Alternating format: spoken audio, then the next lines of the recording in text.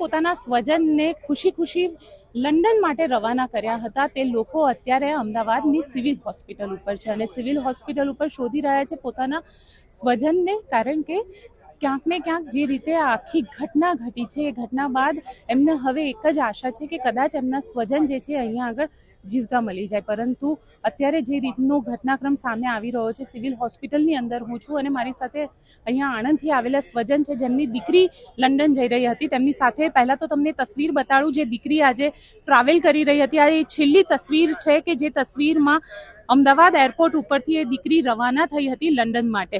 આ એ જ તસવીર છે? હા, એ જ તસવીર છે, અમદાવાદ એરપોર્ટની છે. તમે લોકો આજે સવારે કેટલા વાગે એમને મૂકવા માટે પહોંચ્યા હતા? અમે 10:30 વાગે પહોંચ્યા હતા એરપોર્ટ ઉપર. તમારી દીકરીને તમે જ્યારે મૂકવા પહોંચ્યા ત્યારે કદાચ એ કલ્પના પણ કોઈએ નહીં કરી હોય કે આ પ્રકારની ઘટના ઘટશે. તમારી દીકરી લંડનમાં શું કરી રહી હતી? લંડનમાં વર્ક પરમિટ ઉપર છે, ત્યાં આગળ જોબ કરી રહી છે અને એવી કોઈ કલ્પના જ નથી અને એ એની ઉમ્મીદ સાથે નીકળી હતી અને ઓલરેડી એનું ત્યાં આગળ ઓલરેડી એના હસબન્ડ ત્યાં આગળ છે અને એ પોતે અહીં છે. એનું હાફ મેરેજ કરેલું છે અને નેક્સ્ટ યર એ મેરેજ માટે આવવા માટે બહુ ઉત્સુક હતી. અને અત્યારે તમને દીકરીની બોડી કે કંઈ મળ્યું? બોડી પણ નથી, અમને કોઈ પુષ્ટિ પણ નથી અને હાલમાં અમે એ લોકોને જ્યારે અંદર ઇન્ક્વાયરી કરી તો એમણે એક જ વાત કરે છે કે જ્યાં સુધી અમારી બધી પ્રક્રિયા નહીં પતે ત્યાં સુધી અમે કોઈ જ જવાબ આપી નહીં શકીએ.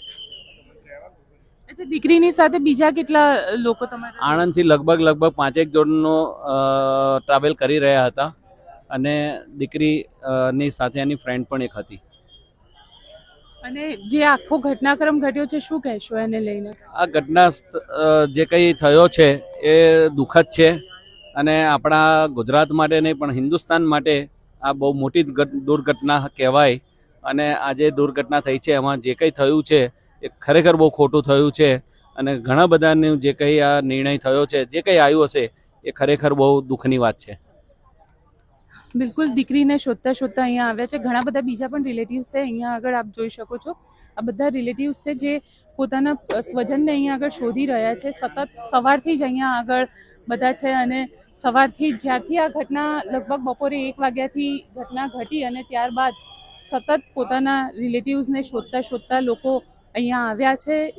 લોકો પોતાના સ્વજનને શોધી રહ્યા છે ફોટાની સાથે, પરંતુ પરિસ્થિતિ એટલી ખરાબ છે કે જે ડેડ બોડીઝ છે તેને ઓળખી પણ નથી શકાતી એ પ્રકારની સ્થિતિ છે. હવે જ્યારે ઘટનામાં કન્ફર્મેશન આવશે કે આટલા લોકોના DNA પણ મેચ કરવા પડી શકે એ પ્રકારની સ્થિતિ અત્યારે સર્જાયેલી છે. અમદાવાદના આ ટ્રોમા સેન્ટરના દ્રશ્ય તમે જોઈ શકો છો. જે પણ બોડીઝ આવી રહી છે બધાને અહીંયા સૌથી પહેલાં લઈને આવવામાં આવી રહ્યા છે અને આખો જે રસ્તો છે તેને અત્યારે ખાલી કરાવી દેવામાં આવ્યો છે અને સતત અહીંયા આગળ જે રિલેટિવ્સ છે એ રિલેટિવ્સ અહીંયા આગળ આવી રહ્યા છે પોતાના સ્વજનને શોધતા શોધતા. આંખમાં આંસુ છે.